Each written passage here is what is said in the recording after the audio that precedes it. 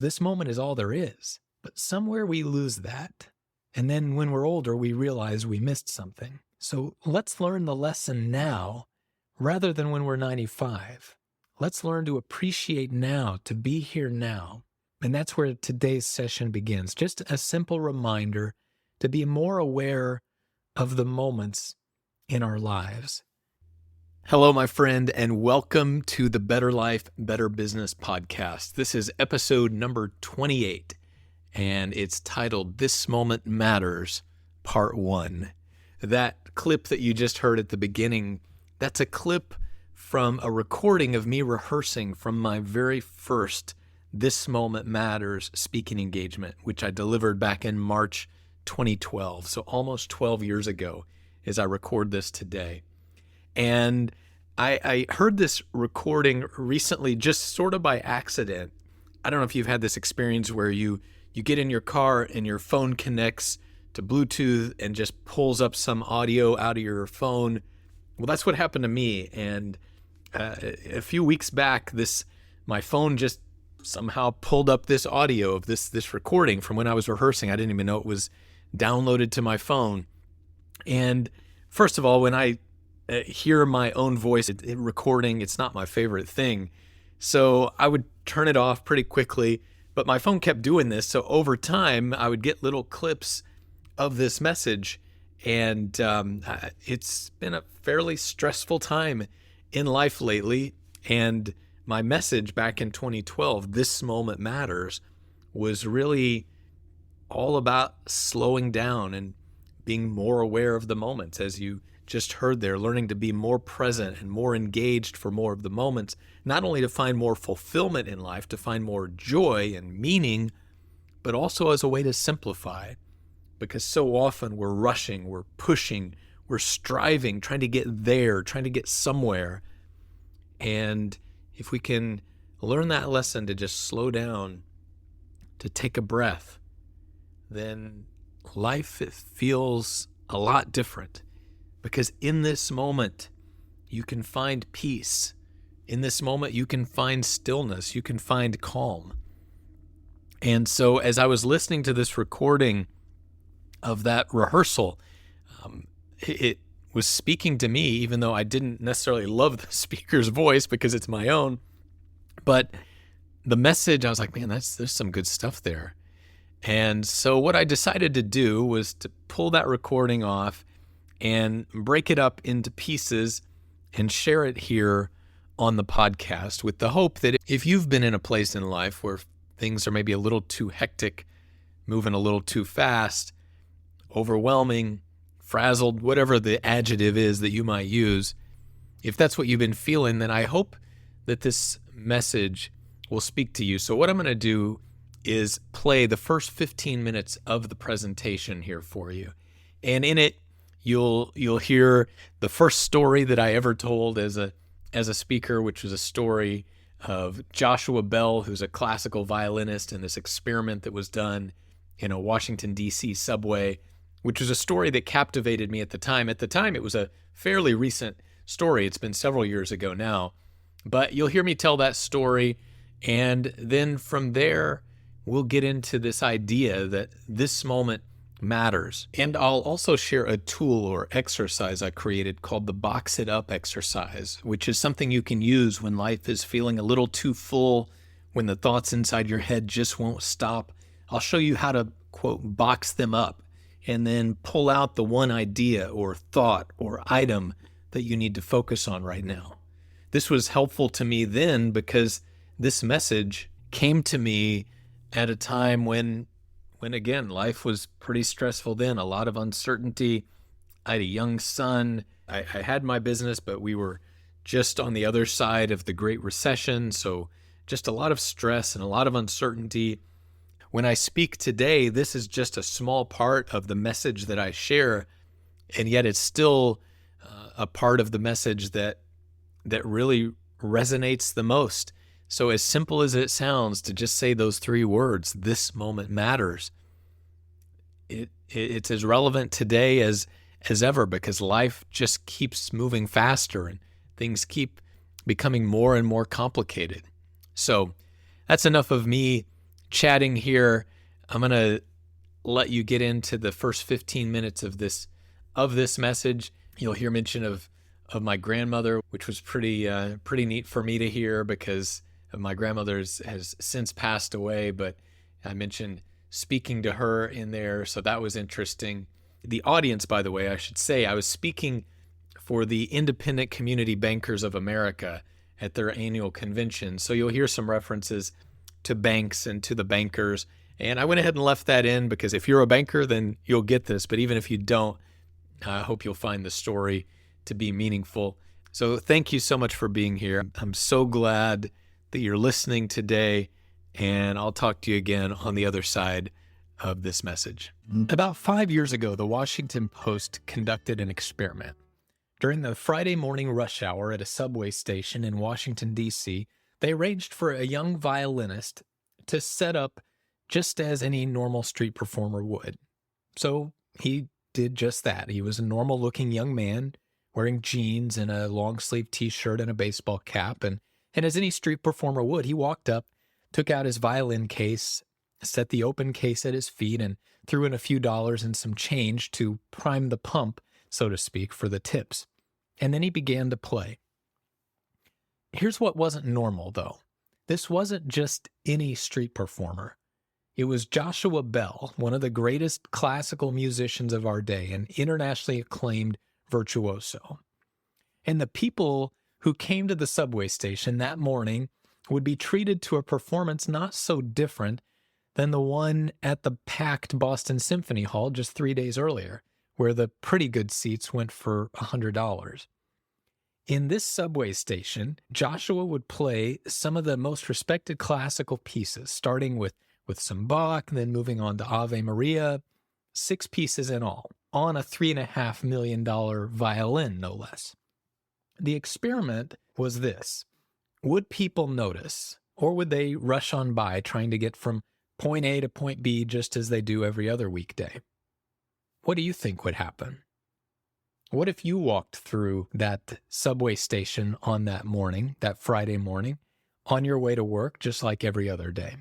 Well, let's say if Joshua were to play for 45 minutes and 1,000 people passed by during that time, how many people do you think would stop to listen to this beautiful music? And how much money do you think they would drop into his case? And do you think anyone would actually recognize him? Well, over the course of 43 minutes, 1,097 people passed by. It took 3 minutes before a man altered his gait just a bit and turned his head to notice that some guy was over there playing music. A few seconds later, a woman threw in the first donation. 6 minutes in, someone actually stood against the wall and paused to listen for a little bit. And that's about as good as it got. In total, only 7 people stopped for at least a minute. 27 people gave money, most while on the move, and the donations totaled $32.17, by the way, which isn't bad for 43 minutes of work, except when you consider that Joshua Bell normally earns up to $1,000 a minute. So of those 1,097 people, well over 1,000 just hurried on by, oblivious to this concert that they could have enjoyed on a normal Friday morning. And that's why I chose to share this story, because I think it's a great picture of how we often live our lives, caught up in the routine, always rushing from here to there, often on autopilot, while life is happening right here without us knowing it. And by the way, do we ever really get there? Do we ever think, okay, I'm here, this is it, I've arrived? No, we're already thinking about another there. You know, there was a survey of people over 95 years old a while back, and it took place in Florida, of course, and they were asked, if you could live your life over, what would you do differently? One of the most common answers was I would take more time to reflect and enjoy more of the moments. And you know, these seniors aren't the only ones who know this. If we take a look at the Joshua Bell video, there was one demographic that consistently noticed Joshua in that Washington, D.C. subway. Do you know who? It was the children. Every single time a child walked past, he or she tried to stop and watch. And every single time a parent scooted the kid away. Just watch this little boy on the video. Notice his mom is pulling him along by the hand, and he's tugging and trying to do everything he can to turn back and listen to the music and watch Joshua play. You see, to a child, of course this moment matters. This moment is all there is. But somewhere we lose that. And then when we're older, we realize we missed something. So let's learn the lesson now rather than when we're 95. Let's learn to appreciate now, to be here now. And that's where today's session begins. Just a simple reminder to be more aware of the moments in our lives. And that's why the title of this presentation, This Moment Matters, is actually a mantra that I hope you'll carry with you just to remind yourself as you're going through, as you're on autopilot. I hope a little voice inside your head occasionally will just say, this moment matters, and cause you to pause. But it goes beyond just noticing the music or the beauty that's around us. If we're going to be happier or more productive, if we want to work toward our goals, it can only happen here and now. It can't happen tomorrow, not someday in the future. It's only this moment that we're alive and breathing. It's only in this moment we can be productive. It's only in this moment we can work toward our goals. Everything comes to a head in this moment. But because life is moving so fast and things get so hectic, we're in this always in, always on mode.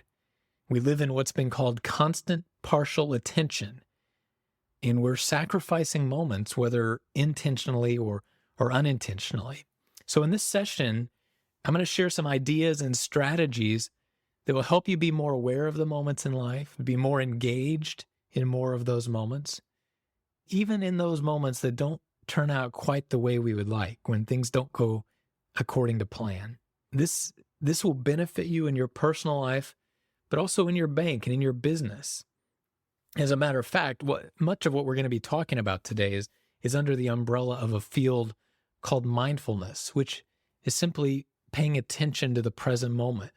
And companies like Google and Facebook and many more have actually created mindfulness programs because they've discovered that this helps employees be more effective, to bring more of their attention to work, to reduce burnout. And as a matter of fact, I can tell you exactly what moments have to do with your bank. You see, anytime I'm going to go speak to an audience, I always want to do research so I can learn more about the audience and what their particular needs or challenges may be, so I can tailor my presentation to them. And I did that for ICBA too. But before I did any research, I already knew a little something about you. Because you see, I grew up in a small town of just over 4,000 people, about 3 miles down a dirt road. And in one of my younger brother's elementary school assignments, when he had to answer where he lived, he wrote, "I live in the middle of nowhere." So that might tell you a little something. Well, anyway, 1 mile further down that road was my grandparents' farm. And my grandparents were basically our babysitters growing up. We spent a lot of time with them. And I have a lot of memories with my grandparents, from milking the cows to being out in the field, harvesting the crops. But I also have a lot of memories of going in to the little community bank with my grandparents. To me, at the time, I didn't know anything about a community bank. It was just the bank. But I can still see that place in my mind. I can still smell it. That was big business to me at the time. Again, I grew up on the dirt road, on the dusty farm, and to walk into that bank, that was something magical. So that bank was a part of several moments for me, even though I'm sure the bankers and those working there had no idea about that. But as I was talking to my mom and sharing this with her, she told me about a time how she remembered going into that same bank with my grandparents when she was a little girl. And the banker would give her a nickel every time she came in. Then talking with my grandmother, she still remembers how they had such a great relationship with that banker, Mr. Ledbetter, and how when they needed to buy a piece of farm equipment, they could just call him up And he'd ask what they needed and how much. And he'd say, well, just go buy it and come in tomorrow and sign the note. That's 3 generations of memorable moments at a community bank. And I know how complicated your business is, or at least I have some sense of it. And I know that these last few years have been especially challenging. I know at this conference you're going to be talking a lot about the technical aspects of banking. And there's a lot at stake with this being an election year. But for your customers, every time they come to the bank, it's a moment. So how do you and your team members deal with all the challenges behind the scenes, but deliver the service the customers need at the same time? It's not so different than the challenges I face as an entrepreneur and small business owner. We've been hit hard by the economic crisis in our business. We've had to deal with the new federal regulations in the meetings industry. Then at home, I was burning out, and I had to find some way to manage, or I was at risk of losing my business, my marriage, not to mention my personal health. And it was after years of searching and trying different things that I realized it all comes down to the moments. I don't have to worry about my marriage or my business or my life as a whole. All I have to worry about is this moment in my marriage, this moment in my business, this moment in my life. Does that make sense? I realized that if I broke life down into the simplest component, the moment, then everything was much more manageable. It didn't feel so overwhelming to me, and also it was a lot easier to bring my best into one moment than it was to figure out how am I going to manage my whole life and my whole business. And remember, it's only in this moment that we're alive anyway.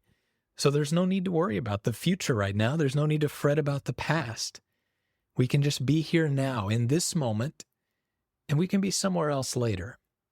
So as we move forward into this session, I'd actually like to do a little exercise now, because this idea to be here now and to be somewhere else later, once you're aware of the moments, this is how we move in and actually engage in the moment. If we are just fully in this moment, not worried about whatever else may come. And to do that, breathing is a great exercise. And we'll come back to breathing a few more times in this session because it's so powerful. But I'd like for us all to just take a breath together. Just breathe in and breathe out.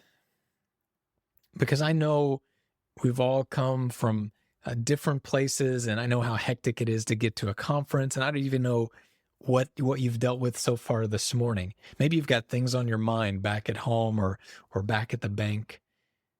So if it's helpful to you, imagine that you have a box, an empty cardboard box sitting on your lap. And now think about everything that's been on your mind so far this morning. And imagine putting all of that into that box. There may be some important things there. But if it's not so urgent that you need to attend to it right now, then put it in that box and set that box under your chair. So all that stuff, it's still there, but you don't have to attend to it right now. You can be here now, and you can be somewhere else and attend to those other matters later. So put the stuff in the box and breathe in, breathe out, and just relax, knowing that here we are in this beautiful room. Nice cushioned seats, climate controlled. All you have to do is be here now. And there's no need to let those other things occupy space and energy in your mind. Because you know how when you use a computer, the more programs you open on the computer, the slower the computer gets? Because every program requires a certain amount of memory, and your computer only has so much memory. Our mind is kind of the same way. Just in these last few weeks, I found myself kind of at the intersection of 4 major projects all coming due at the same time. I thought I had it all planned out. So this project would end in November, and this one in December, and then this one in January and February. And somehow, wouldn't you know, they all came due because of delays or this or that. They all came due within 1 or 2 weeks of each other. And one morning I was trying to solve all these at the same time in my head. So I had all these things processing in my head. Well, how am I going to do that? How am I going to get this project done? And I felt like my head was about to explode, literally. So I had to use this exercise and figure out, what really matters now in this moment. Because if we can't attend to something in this moment, then there's no need to let it occupy that space and consume that energy. This works, really well when you feel like you're getting too many programs open in your head. Just pause, take a breath, and just box them up for later. All right, that's where we'll stop for today, and we'll pick up the rest of the presentation or the next segment of the presentation in a future episode. But thank you for listening. I hope you found something valuable there. I hope you found a nugget of inspiration, and maybe that box it up exercise, maybe that's something you can use today or as you go through these days ahead when things get a little bit too cluttered, when there's too much in your head, to just pull out that invisible cardboard box, that imaginary cardboard box, and box up all those ideas, and then pull out the one thing that you need to focus on right now. Because all that matters right now is right now. This moment matters. Thank you again for listening to the Better Life, Better Business podcast. Please like and share the episode. If it speaks to you, leave us a review. Again, thank you so much for being here. I'm Shawn Ellis. I'll talk to you again next time.